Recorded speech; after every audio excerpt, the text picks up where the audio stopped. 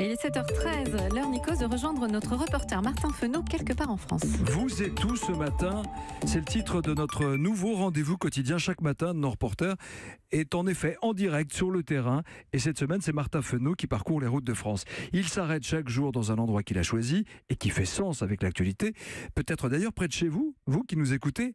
Bonjour Martin, vous et tout ce matin. Bonjour Nikos, alors je suis devant l'Olympia à Paris parce qu'aujourd'hui ce sont les obsèques d'Aretha Franklin et on va remonter dans le temps ce matin. Le 6 mai 1968, c'était son tout premier concert en France, ici même à l'Olympia.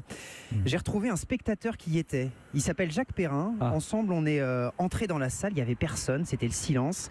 Jacques s'est approché de la scène et tout est revenu. Le piano était ici à peu près, et les choristes étaient ici, sur la droite, l'orchestre derrière. Mon émotion la plus forte, c'est lorsqu'elle s'est mise au piano. Vous imaginez, Aretha Franklin avait 26 ans, c'était le tout début de sa longue carrière. Elle avait une chanson à l'époque qui s'appelait A Natural Woman. Et elle était tout à fait naturelle, parce qu'elle n'en rajoutait pas. Quelquefois, elle esquissait des pas de danse, des petits pas très saccadés comme ça sur place, un peu sur place, et on tourne sur soi-même. Ça arrivait naturellement. Je veux dire, elle était parfaitement à l'aise quand elle chantait.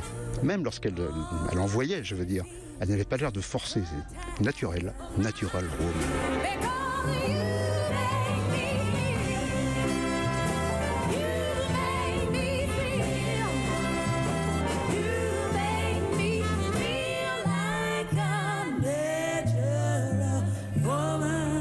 Une voix qui donne le frisson, mais quelle voix, Aretha Franklin.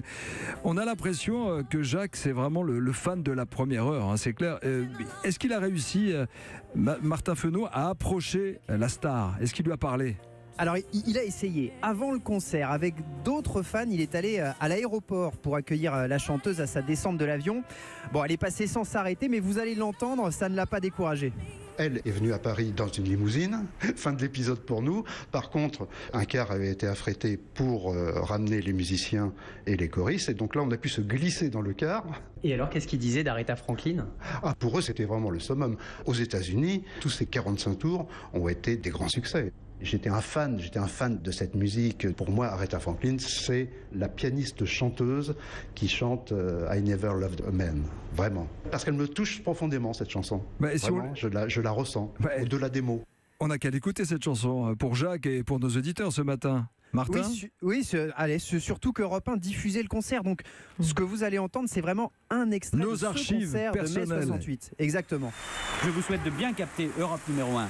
Sur la scène de Musicorama, Aretha Franklin. Et c'est un moment rare, Nikos, parce qu'Aretha Franklin n'est venue chanter que 3 fois en France.